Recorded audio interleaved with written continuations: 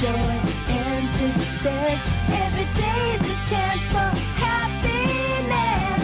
Yes, we can live a beautiful, crazy plan. Every day is a celebration. Every day is a celebration. Every day is a celebration. Hello and welcome to the Great Song Adventure. I'm your host, Paul Zolo, here with my co-host, Louise GOFFIN, and I'm glad today we have another special interview you did in England. John and I had our conversation at his home in Bristol, and Bristol is where a lot of great music has come from over the years. I'm sure a lot of listeners will know of PJ Harvey. Also, Portishead and Tricky came from Bristol. It was quite a music scene, and John talks a bit about that. There was a lot of music, and I never knew this, but Banksy is from Bristol. Yeah, I learned that from listening to this. Yeah, it was really lovely. I had stayed with John and his family many years ago, came over there with my kids, and his kids are the same age, and it's always very welcoming to go back there, have tea in the garden as we did. And then we were able to go in his studio and talk about some of the records he's made. Yeah, it's a great talk. And also you and he wrote a great song together, Paris, France, which we heard on our last episode with Chris Difford, which ties our two episodes together. It was a duet with Chris that you wrote with John, right? Yes, that was. And John and I have written a couple of songs together over the years. We first met at Miles Copeland's songwriting retreat. This was back in the 90s, and what usually happens with these retreats is you make lifelong friends, and John and I stayed in touch. In fact, he'd never really been to LA in any significant way, and I lived in Laurel Canyon, so I said, listen, come to LA, and I have this little, house in the back. It's not really a house. It was a very small room with a bed, but I said, I have a back house, come stay there, and he did. And we wrote songs during that trip, and he made a lot of friends and ended up starting a new place in his career, producing a lot more records. We've stayed in touch, so it was great. It was nice how he spoke about that, too. That was a very fond time in his life. He said that really opened so many doors. All these great songwriters were suddenly in his life. And he was living with you, and behind you in Laurel Canyon. That's a good place to be. Laurel Canyon and all its history, it seems to have this effect on people where it brings people together. Yeah, so let's give it a spin. Yeah, this is Louise in Bristol, England with John Parish. Hi, John. Hello. It's so nice to be in Bristol again. Yeah, great to have you back. Home. Yeah, it's really good. And we've just been out in the garden, and it's a lovely English summer day. It's just really nice to be here. And yeah, I guess it was 97 we met, I think. At Miles Copeland's Castle Retreat in France. Yeah. Yeah, that's right. And we met there, and then that was an amazing time. And then I was living in Laurel Canyon, and you wanted to come to LA, and I said, come stay. And you stayed in Laurel Canyon for a while. Yeah, that was fantastic. That was I have such fond memories of that time, and being in the little back house out there and recording stuff. For me, that was a very interesting period because I was meeting a lot of different people. Because before that time, I'd been pretty much restricted to quite a small circle of friends that I had in and around Bristol with the people I'd been working with, and I guess I'd done a couple of records with Polly by that time, and it had suddenly sort of really opened up, kind of like a world of songwriters and collaborators. And I feel like I'm quite a natural collaborator. I like to work with other people. I get really inspired by seeing the way different people sort of approach things, and the songwriting course for me, or the class or whatever, it's not really a course. It's just kind of I don't know how to describe it really. Just an event. It was such an eye opener for me because it was really good discipline for not overthinking things right at the beginning of the songwriting process, which for me, and not just for me, I think for many writers can be a really big block in that you start an idea in your head and then you kind of think it through, and before you've actually even played anything, you've already dismissed it because it doesn't meet particular expectations. And there was something great about being in that situation where you were obliged to write a song by 3 o'clock in the afternoon, Yes. and then get it recorded. So you had to have something, and that was great. And when I came back from that, I wrote a tremendous amount of material. You know, some songs, some instrumentals that became part of the first film score I did. So it really freed me up in many ways. And I'm very I was a little bit suspicious about the whole idea at the beginning. I think that's not normally how I write songs, but for me it was a massive kick forward. And you don't even get to choose who you write with. They tell you at the beginning of the day, you're writing with this person, and you don't know sometimes anything about them. And I always think the best songwriting is when you can bypass your analytical mind, because sometimes I think a song is smarter than we are. It's a little bit like giving birth, or conceiving a child. It's like you're not controlling that, and this whole entity is being born. I think a lot of not just the writing but playing, I think, is the same thing. It's about bypassing. It's not even bypassing the intellect, because because that's a really important part of it as well. You have to have that awareness of what you're doing, but it's about being able to not let that run in parallel with the instinctive physicality of writing or playing. I mean, I find whenever I'm doing takes of things, especially particularly drumming, it works for me because it's such a physical thing. I hardly ever don't use the first take I do of a drum part. And I'll often end up having to fix bits because there'll be mistakes. Maybe I never even heard the song before. But there's something about that first response that always works better than. And as soon as I've done one pass and figured out when things are happening, and like remember that I did a pretty cool fill at that point, and I try and recreate it or think, oh, this bit's coming up, so I'm going to do this. It just never sounds. I just cannot get it back. There's something about that. You have to find, or I spend a lot of time in the studio finding ways to subvert that, so I don't think, how do I get something without thinking about it, but how do I make an accident happen? How do I make an accident happen to that person so they can't change it? Yeah.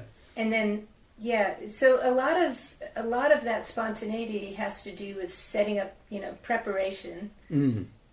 It's setting up the preparation so that you can have those spontaneous moments and capture them, not lose them. So it's almost like you're the parent in one moment, and then you're the child in the next moment, making the mess, so to speak. And then you go back to being the parent, like, okay, just clearing up the mess. How do I clear up the mess, and how do I get to use this fill? Yeah, it's amazing.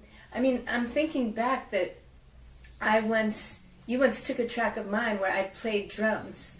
I just set up a mic and played drums and sung all these nonsense lyrics. And I played it for you, and I said, I don't know what to do because I love the drum track, but I'm singing on the mic live, and I don't know what the lyrics are. Some of them are good, and some of them are just nonsense. And you said, oh, I quite like it the way it is. And you put, it was like that, I think it was Build a Snowman. Yeah, and you put these great keyboards on it.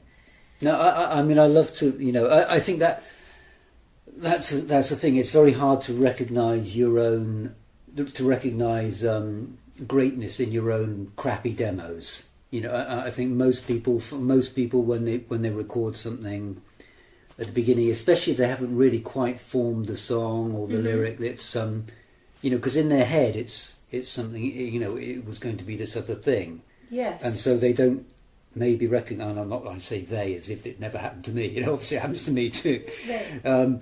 You were expecting it to be this, and it hadn't got to that stage, but somebody else has got no idea what you were hearing in your head or what you wanted. They're just hearing that thing that already exists, and sometimes to them that's fantastic. And I'm sure we've all been in a position where somebody's played you a rough demo or a rough recording of some song, and you thought, oh, I love that, and then you hear the finished album version, like somewhere down the line, you think, oh, I remembered it's been better than that, There's something about, and something's got lost from that thing. But maybe it hasn't. It's just that the thing was already there. And often you'll then say, okay, I actually love the demo of that. And you'll always love the demo. And then you'll play the demo to somebody else who loved the finished version of the song. Say, but you listen to the demo, and they hear the demo and they go, oh, I preferred it, the finished version, which of course they will, because that was their exposure. First, It's the thing is that the point I'm trying to make is that the idea worked pretty much however you did it. And the thing is that whatever was the listener's first exposure to that idea is always going to be for them, because that was them getting that idea, and it's there. They don't ever need to hear it reworked. I'm not one of those people that goes out and buys sort of remixes or remasters of things. For me, the song, if I liked the song when I first heard it, I don't need to hear. You don't need to hear an alternate version. Yeah, that's fine. It's great. I love it like that. That's fine. I'm sure it's a lovely version, but I've got the version that you love. Yeah.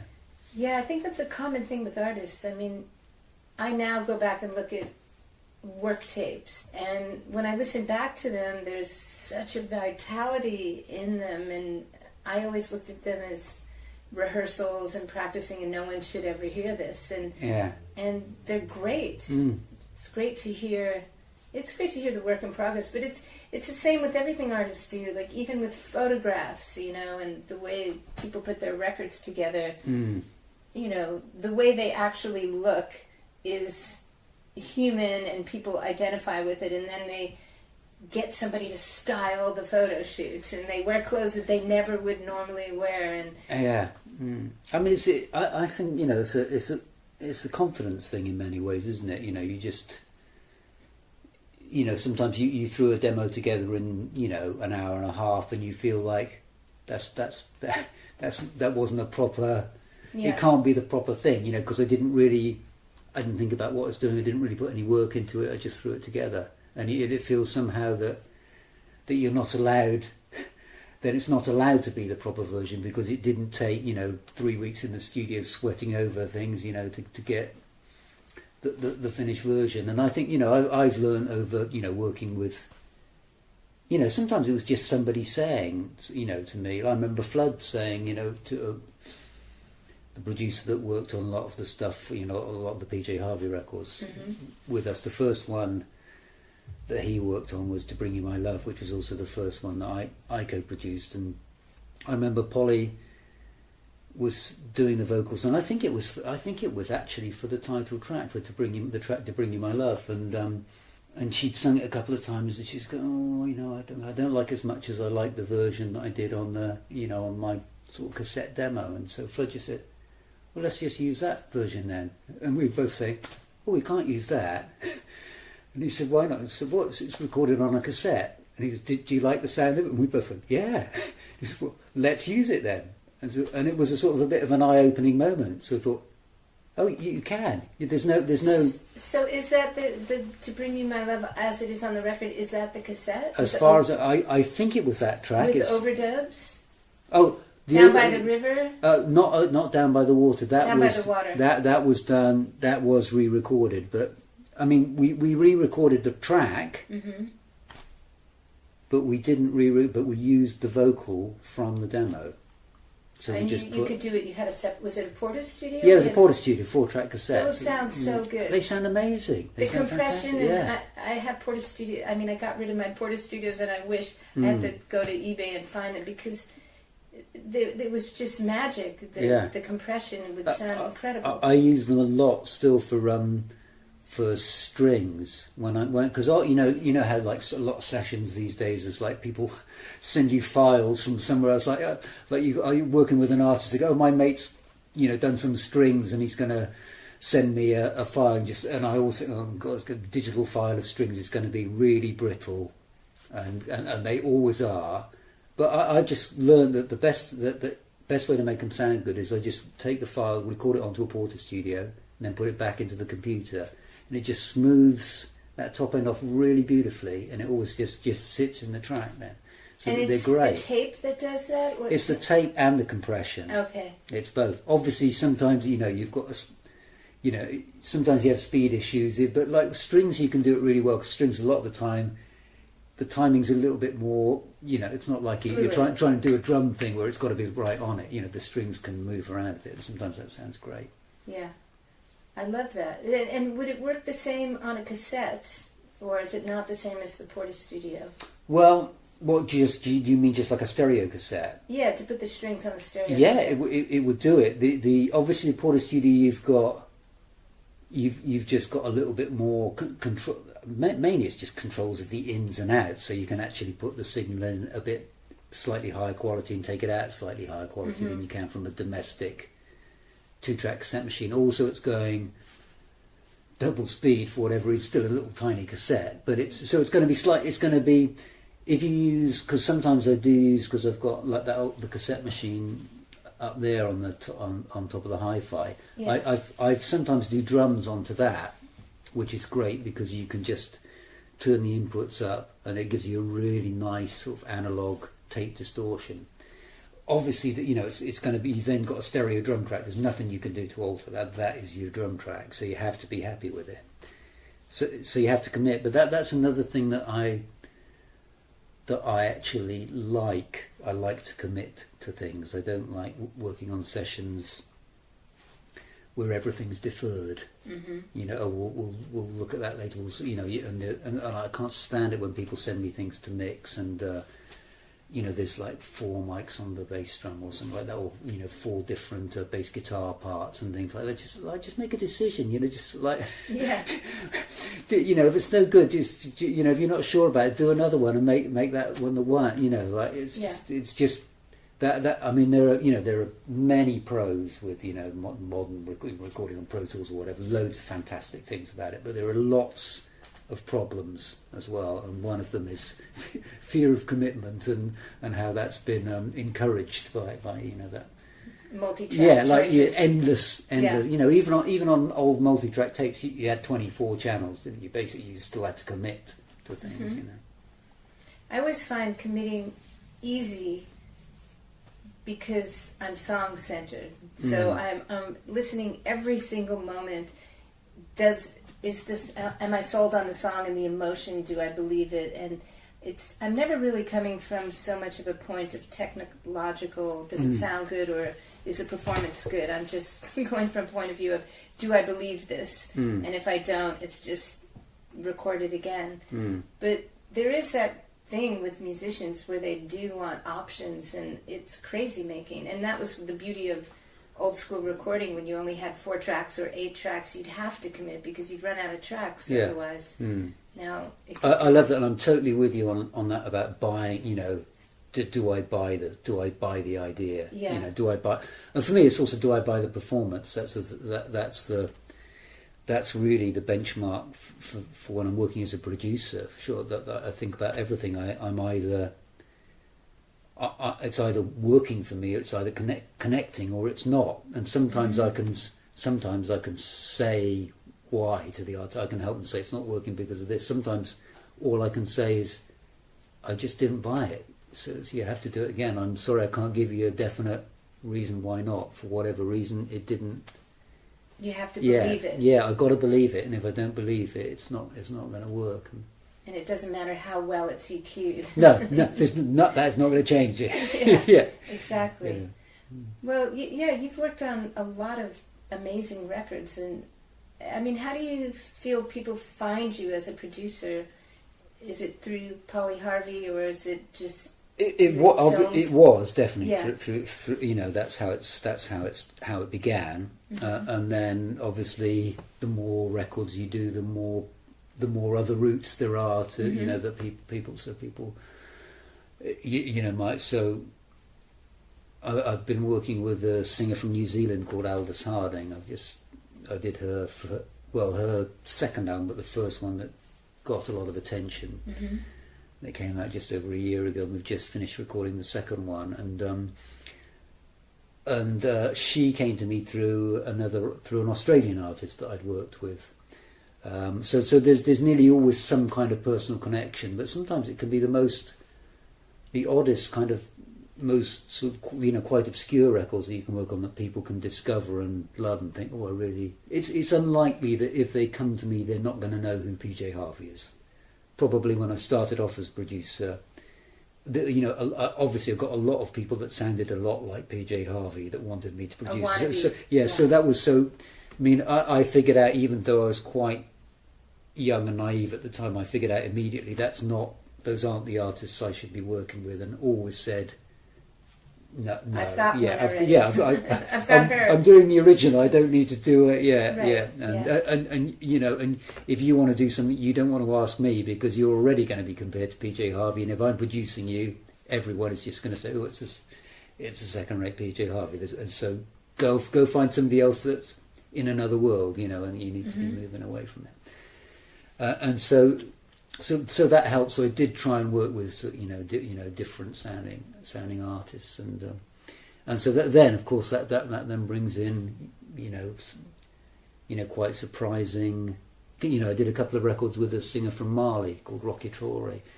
Who I would have thought there's no way an African musician is going to approach me to produce a record, but she'd been working with a couple of producers who did really great sounding records, but they definitely had that sound that a lot of African music has. It's very sort of quite high fidelity production, and that sort of world music. So there's definitely a sound, isn't there? That I think that, and she was missing a roughness that she felt that was in the sort of live shows that she was doing, and she recognised in the records that I produced, that though they were very different style, that there was a kind of a rawness to the sound that she wanted her records to have, and so that's how she sort of came to me through that. For me, that was great, because it was a really different way, very different way of recording, very different way of working, different way of thinking about songs, because there's so much more linear than most of the sort of Western songs that I worked on. And, I feel very fortunate as a songwriter to be able to take all those influences, and I've been able to work with really different ways of being able to understand how different people put songs together in different ways. So I feel it's by and large been an incredibly positive thing for me as a writer.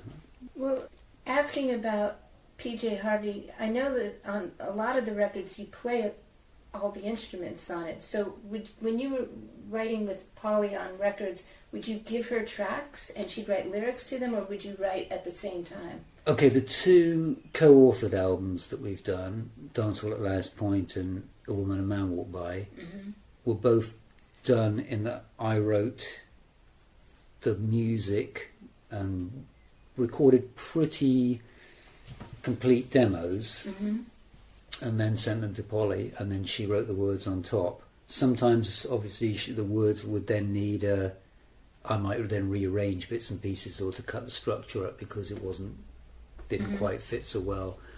But one of the things that she would always do that I never got used to, and I should have known by the end of the second project, is I would always write. In my mind, I always wrote an intro to the songs, and then the verse would start, and every single song she would start singing right from the first beat. So it always sounded like, which was great, because it always made these kind of odd sort of verse chorus structures. That's very old-fashioned, I'm thinking of the Beatles' Honey Pie. She was a working England way. Yeah, those ramps and those old. Yeah, there's something great about it, and that's something that I've kind of, and it was just something, because I hadn't even thought, why do I always put an intro? So why does there have to be 4 bars of something before?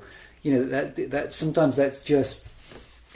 Yeah, that's just something for the DJ to talk over on the radio. I love that she would start singing right away. That's cool. Yeah, no, it was brilliant. I loved it. So you'd keep it. Yeah, always like that. So if you listen to the record, that the vocals just. I'm going to check it out. Yeah, that's very cool. So on the records that weren't co-authored, but you wrote some of the songs on, you'd still write on her records, or just co-produce? No, it's really very compartmentalised. So if it's a PJ Harvey record, that even if I'm the producer or co-producer and I'm playing an awful lot of the instruments, there'll all be songs written by Polly. And on the albums we did together, they were all.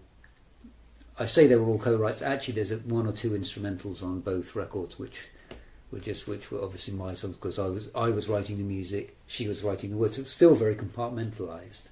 Got it.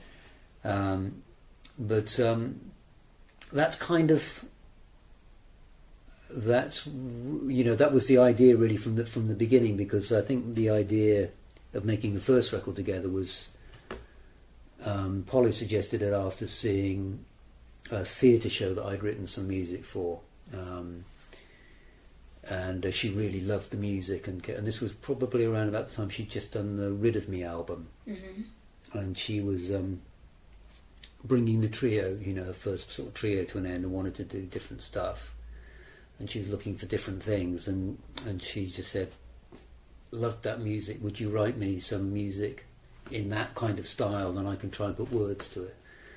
And so that became then the Dance Hall at Louse Point album, and then it became, because we felt it was a successful way of working, and whenever it was a few years later, she just sort of phoned me up again and said, I need to do another record like that, can you write me another bunch of music? And then I went away for a few months and would send ideas, and she'd pick the ones she liked and then put words to them, and then when we were happy with everything, we'd go into the studio and actually make the album really quite quickly, but because it was all pretty much like a lot of people, you get attached to the demos that you do, and because I've got access to reasonable, decent studio at home, and also access to good studios in town, you can end up, the demos sound really good. So and if there's one thing I can't stand, it's going back and trying to recreate the sound of something you've already done. If it's done, it's done. It's done well. Yeah. Yeah. I mean, has anyone ever gone back and said, oh, that record was wasn't done well enough, it sounds like a demo? Like, I don't think anyone said, that song I love sounded too much like a demo. It's like at the end of your life, people never say, I wish I spent more time at the office. Yeah, it's people exactly never make that. a record. It is totally that. They don't make records and go, oh, I wish it didn't sound so much like a demo. I've never heard anyone say that. No.